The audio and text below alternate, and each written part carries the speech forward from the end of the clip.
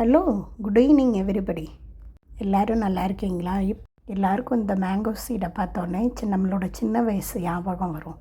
ஏன்னா நம்ம அம்மா, ஆச்சி, அயம்மா எல்லாம் அடுப்பில் தணலில் போட்டு சுட்டு தருவாங்க. நல்லா டேஸ்ட்டாக இருக்கும்.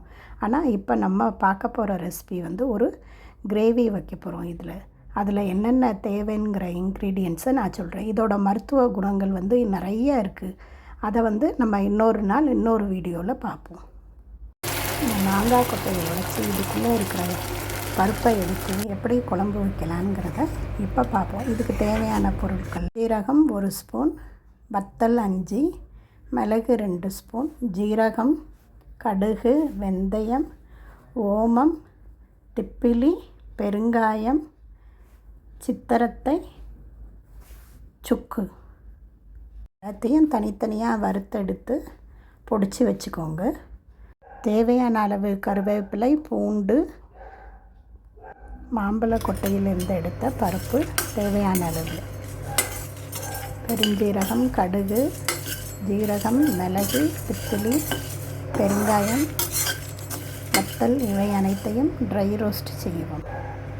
சித்தரத்தையும் சுக்கவும் தனித்தனியாக வறுத்து இடித்து மிக்சியில் போட்டு பவுடர் செய்யவும்.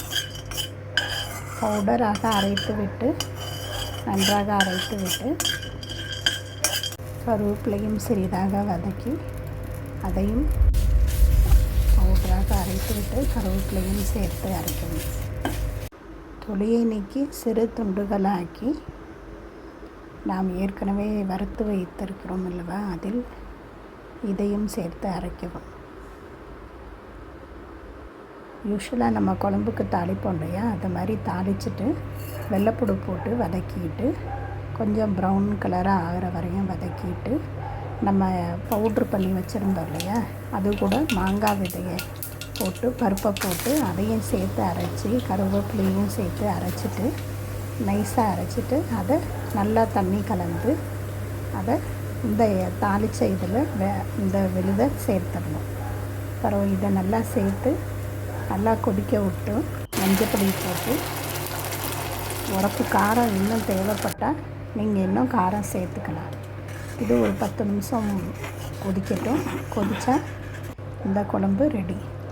இது சாப்பிட்றதுக்கு நல்ல டேஸ்ட்டாக இருக்கும். செஞ்சு பாருங்கள்.